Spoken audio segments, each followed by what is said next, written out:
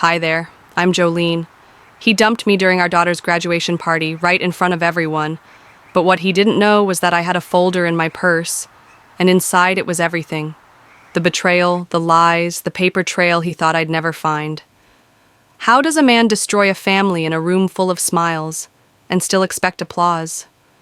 Have you ever discovered a truth so deep it changed how you see everyone around you? What's the worst lie someone you love has told you? What time are you listening to this? And where are you watching from? Drop it in the comments. I'd really love to know. I always thought Clara's graduation day would be a full circle moment. My daughter, stepping across that stage, eyes shining with the same fire I once had before marriage, sanded me down. The banquet hall shimmered with soft gold light, laughter echoing off chandeliers, family, friends, our little victories. I'd worn my best smile for her. Travis stood beside me, one hand loose around a champagne flute, the other lazily in his pocket. He hadn't looked at me once that evening, not really. I chalked it up to nerves. After all, our baby girl was finally walking into her future. Then he tapped his glass. I turned, expecting a sentimental toast, something to make Clara cry happy tears. "I just want to say," he began, smiling too wide, "this night isn't just a celebration of Clara's achievements. It's a turning point for me, too."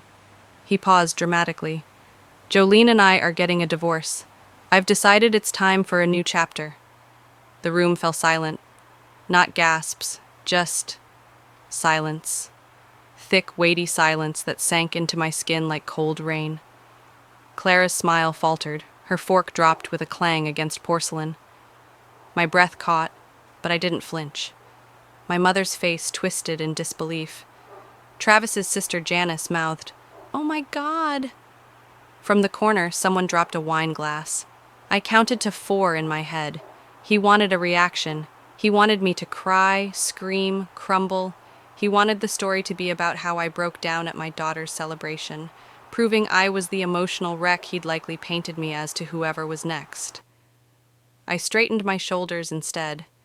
My fingers tightened around my clutch. I thought of the nights I lay beside him, wondering why he stopped touching me. I thought of Tiffany's perfume lingering on his collar. I thought of the late-night phone calls that ended abruptly when I entered the room. And then I smiled. "Travis," I said softly, almost too softly, "you're right. Tonight is a turning point." He blinked, confused. I pulled out the cream folder I had tucked into my purse earlier that afternoon. I placed it in front of him, smoothing it down like a waiter presenting a check. "This is for you."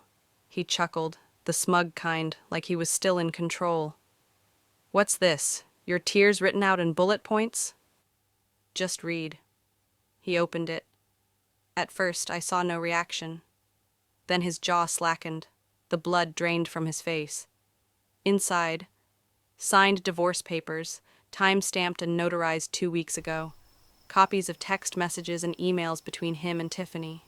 A photo, blurred but unmistakable, of him slipping out of her condo at 2:43 a.m. and the prenup. The one he'd insisted was just a formality 15 years ago. The clause that left him penniless if he ever cheated. "Jesus Christ, Jolene," he muttered, flipping pages, his hands shaking now. "Language," I whispered, nodding toward the pastor sitting 3 seats down. The room held its breath. I turned to Clara. Her eyes were glossy, her lip trembling, torn between rage and heartbreak. "This is your night," I said to her. "Don't let anyone steal it." I kissed her cheek. She didn't move. Not yet. And then I walked. Out of the hall, down the corridor, and into the cool night air. The door clicked shut behind me, muffling the eruption of whispers. I didn't look back. As I stepped into the moonlight, I reached into my purse. Inside, beneath my phone and lipstick, was another envelope. One he hadn't seen yet. The house was too still. That heavy kind of silence where even the air seems to pause. I woke up on the couch, still in the dress from last night, the hem wrinkled, mascara smeared at the corner of my eye. The events from the banquet looped in my mind. Travis's smug smirk, Clara's frozen face, the folder snapping open like a trap he never saw coming. I reached for my phone. No messages, no missed calls. Clara hadn't come home. The ache in my chest flared. Not from betrayal this time, but something deeper.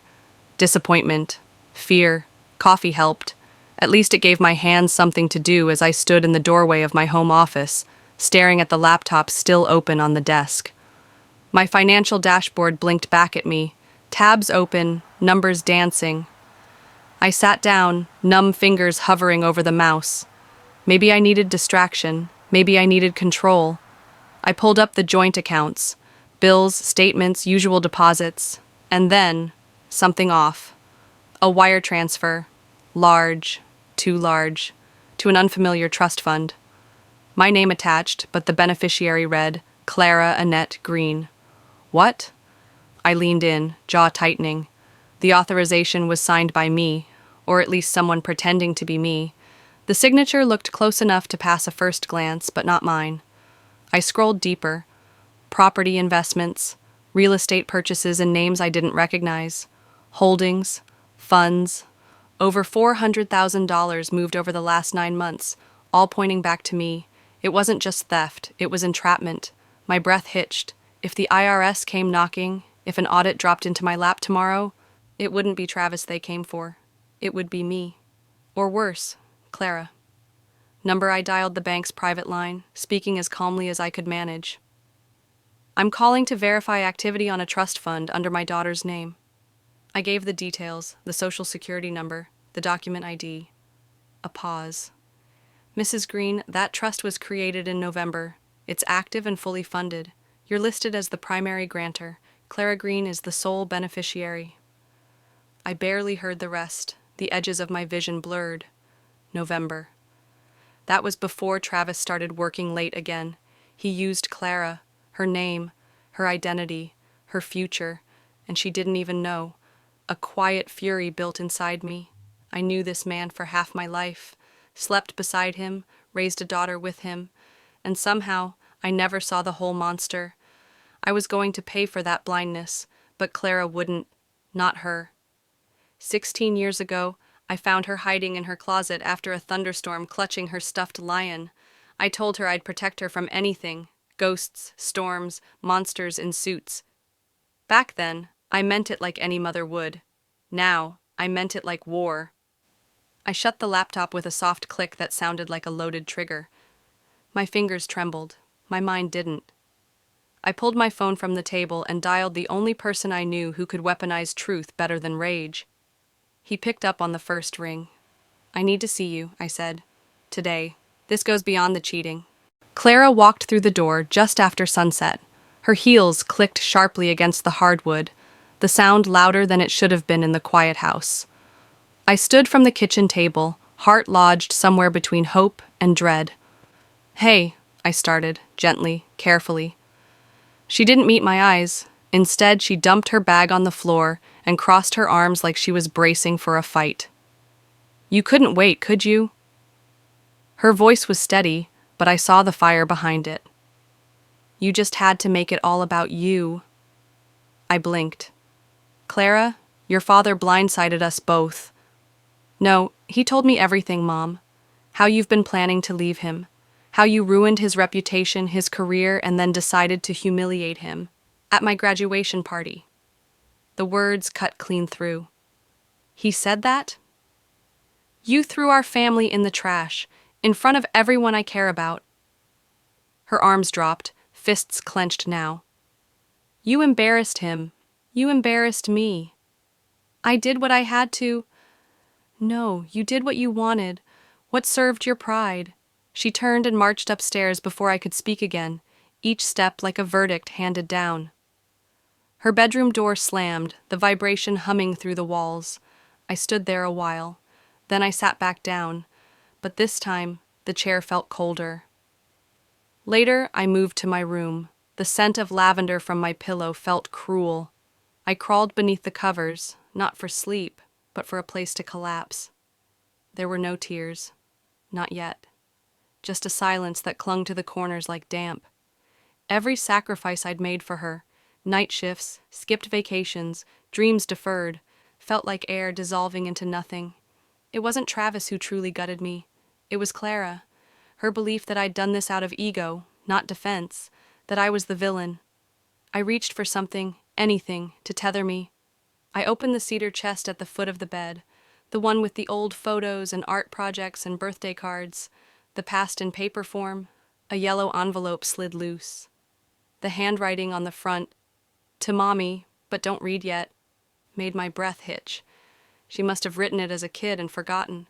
I opened it slowly, the paper cracking faintly like old leaves. I'm scared when Dad gets mad. He yells too loud. But when you hold my hand, it goes away. I think you're the only one who can stop the monsters. I read it again and again, until the words blurred. She knew once. She knew. But time and manipulation had done their work. Travis hadn't just lied. He'd rewritten her history. I folded the letter, gently, like a prayer. This wasn't about defending myself anymore. This was about reclaiming my daughter's memory, her truth. I sat up, grabbed my phone. "Jack," I said when the voice answered, "I need you to find out everything Travis told Clara. Every lie, every whisper, every visit. I want it all." The text came while I was scrubbing dried egg from a pan. "We need to talk. Alone. Janice." No emoji, no explanation. My stomach dropped. I hadn't heard a word from her since the party, not even a passive-aggressive forward of one of Travis's pity posts. Just this. I stared at the message longer than I should have, fingers tightening around the dish towel. She had always been the mediator, the steady one, until she wasn't. We met at a cafe tucked between a boutique pet store and a dry cleaner, neutral territory. She was already seated by the time I arrived, a half-finished latte in front of her, and that signature smirk like she knew something I didn't. "Didn't think you'd show," she said, sipping slowly. "You asked." She leaned forward, eyes hard. "You know, Travis always said you had a flair for theatrics, but ruining Clara's day like that was next level." I didn't answer. The smile she wore was cruel nostalgia wrapped in faux concern. "He deserved better, Jolene, from the beginning." "Why am I here?" She swirled her cup. "I just wanted you to hear it from me before it hits the fan. I moved some of Travis's assets a while back, helped him restructure." "You what?" Her shrug was almost casual. "You were spiraling. Someone had to keep things afloat. You lied. For years my voice didn't shake, but my hands did. You sat at my table. You watched me go under while you helped him drown me. You were never the wife he needed. He told me things, Jolene. Private things, emotional distance, frigid nights. Stop." But she didn't. "You turned that house into a battlefield and then cried victim." Every syllable cracked something in me I didn't know was still whole. I didn't finish my drink.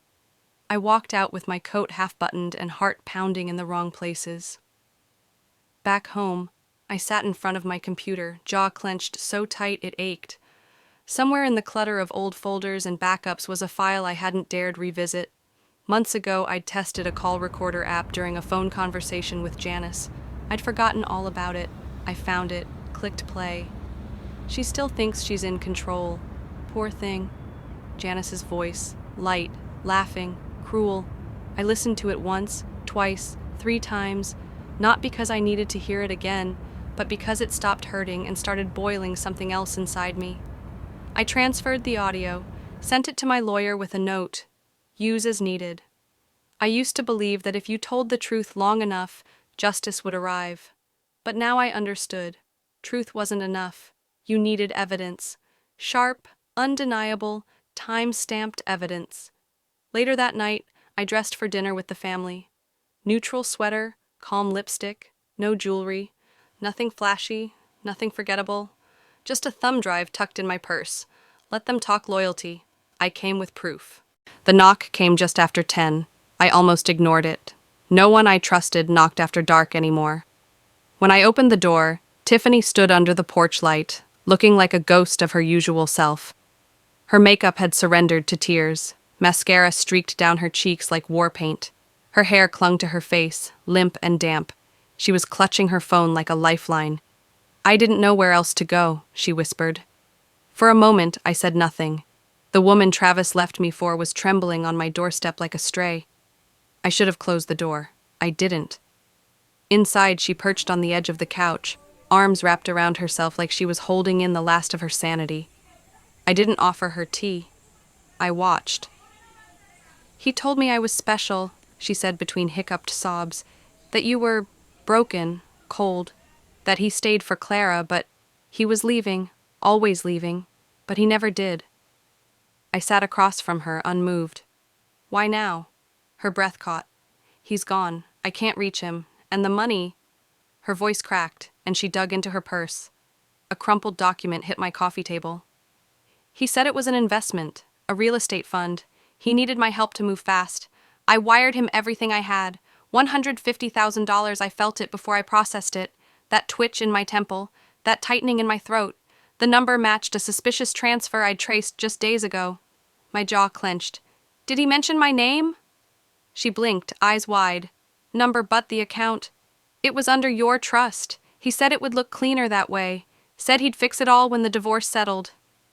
I exhaled slowly. My pulse pounded so loudly I thought the lamp might flicker. Tiffany leaned forward, desperate. I didn't know about Clara. He told me you never wanted a child, that she was an accident. Stop. My tone cut through her rambling like a blade. You believed what you wanted to hear. Now you know. Silence thickened between us. She looked smaller now. Not like a threat, not even like a rival. Just another name on the long list of people Travis used up. I stood. I need you to write everything you just said. Word for word. Sign it. She looked up. Will it help? It won't save you, I said. But it might save someone else from being you. Her hands trembled as she reached for a pen. Later, I sat alone in the kitchen, the document in my hand. The silence felt different now, less suffocating, more like armor. I added her statement to the folder already growing fat with receipts, transfers, audio files, and legal exhibits. This wasn't revenge anymore. It was reclamation.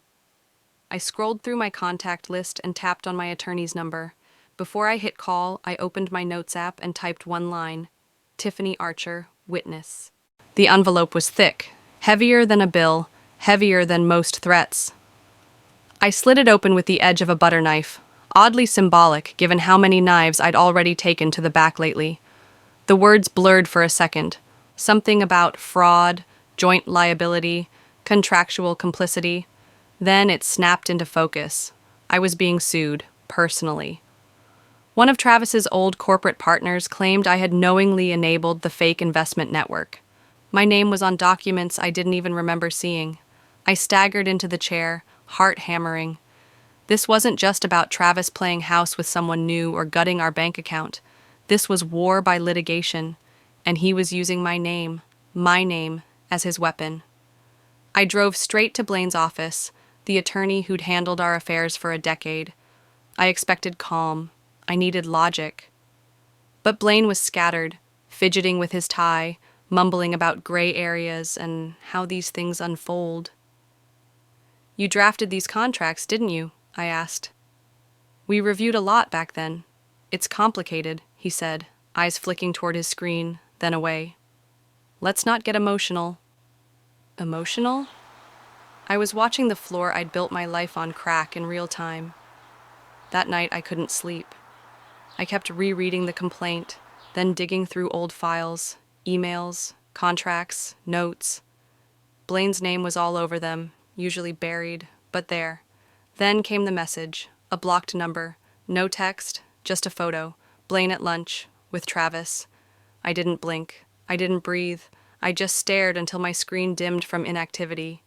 He wasn't just negligent. He was compromised. The next morning, I showed up unannounced. Blaine looked startled when I walked in. I dropped the photo on his desk. Effective immediately, I said. You're fired. And I'm filing a formal complaint. He started to stammer something about misunderstanding, but I was already gone. I had no use for words that bent like wire. I sat in my car, hands shaking, not from fear, adrenaline. Somewhere inside me, a switch flipped. I didn't care who he golfed with. I would burn every bridge he tried to build under my name. Camille answered on the first ring. She'd interned at Blaine's office years ago. Young, brilliant, underestimated. She owed me nothing, and that's exactly why I trusted her. "Meet me in an hour," I said. In her downtown office, she took the folder, flipping through pages like a surgeon assessing an open wound. "These signatures, they don't match your usual. He did this deliberately." "Can we prove it?" Her expression sharpened.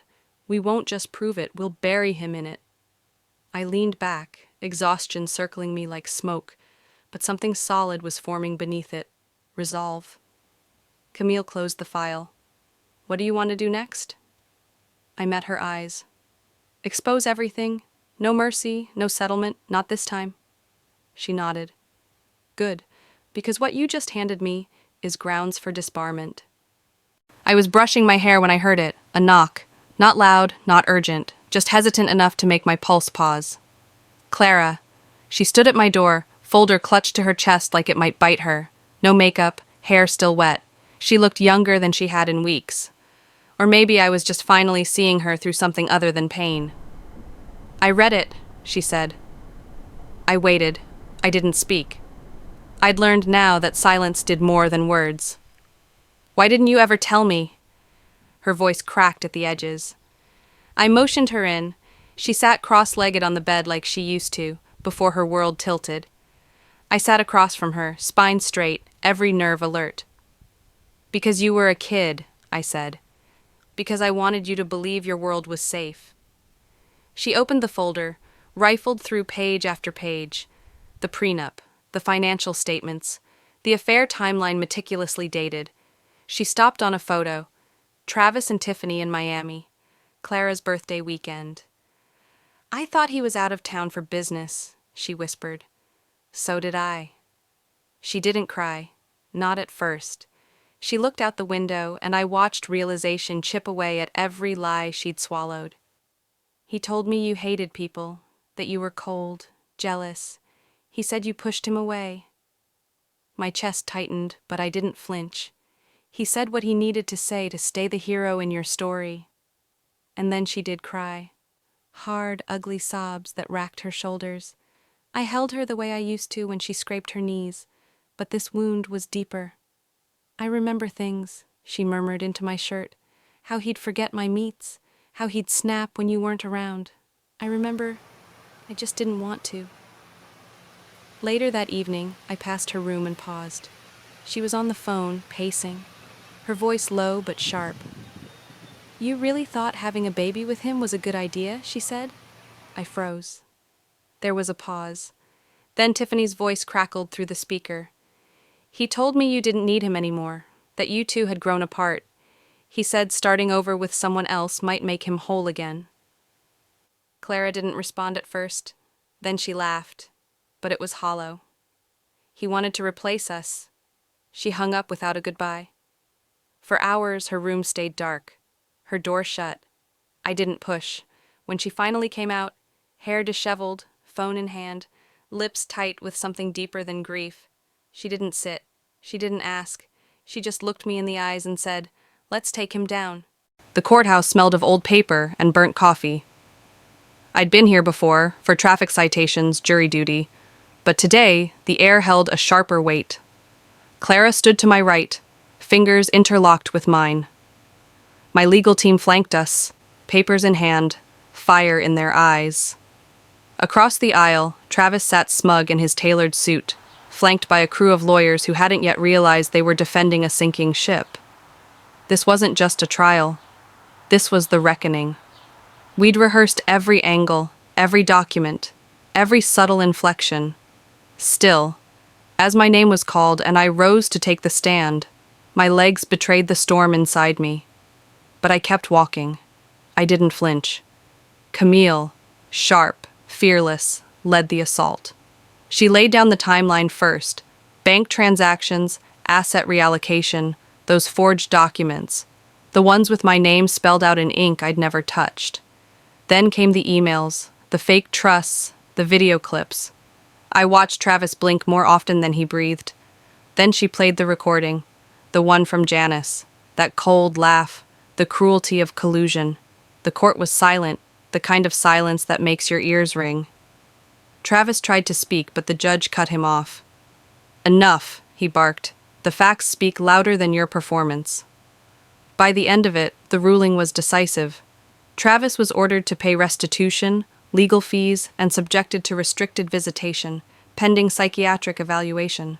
His business ties? Gone. Partners walked out as reporters swarmed the hallway. I didn't smile. This wasn't triumph. It was truth, and truth didn't gloat. Outside, the heat wrapped around us like applause. Clara leaned into me, cheek against my shoulder. "You did it," she whispered. I shook my head. We did. I stepped toward Travis as he exited the building, still in a daze. I handed him a box. Small, unassuming. He opened it slowly, suspicion lacing his fingers. Inside were 3 torn photographs, Clara in pigtails, one from our wedding, and a crayon drawing labeled Daddy with a red line through it. He looked up. "What is this?" I stared him down. "That's everything you burned." He didn't answer. He couldn't. The crowd parted around him like he no longer existed.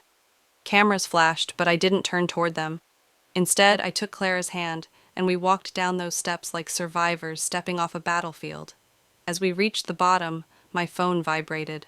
A message. From Tiffany. "There's one more thing you need to know." The morning light filtered through sheer curtains, brushing soft gold over unfamiliar walls. My new apartment was quiet, not empty, not lonely, just mine. The silence didn't ache like it once did. It hummed with a strange kind of comfort, the aftermath of chaos that didn't need to scream anymore. I lay still for a while, watching the dust swirl in slow spirals.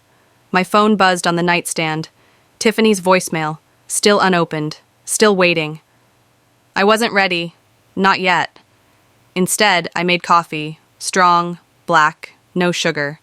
The kind of coffee you drink when you've stopped pretending you need to sweeten anything. From my tiny kitchen table, I could see the city waking up, people rushing to forget. I wasn't rushing anymore. Clara and I had breakfast at the corner cafe. The waitress recognized us from the courthouse.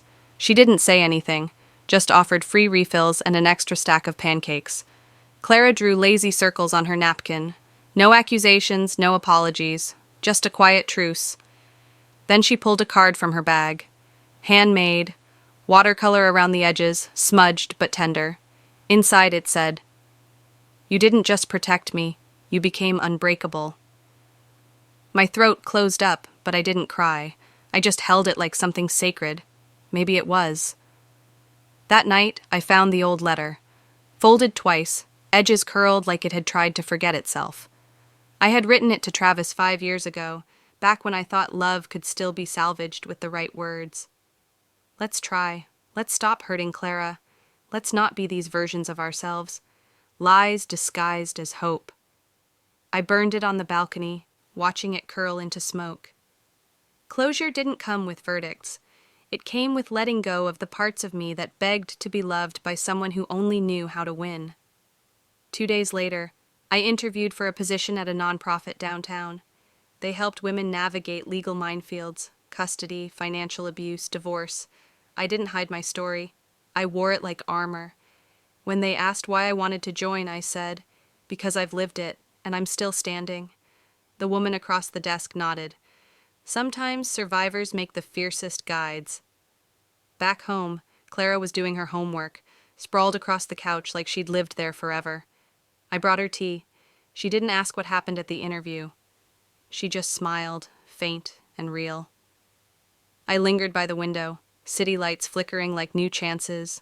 My phone still sat where I'd left it. Tiffany's message stared back at me, unread. I picked it up, and finally pressed play.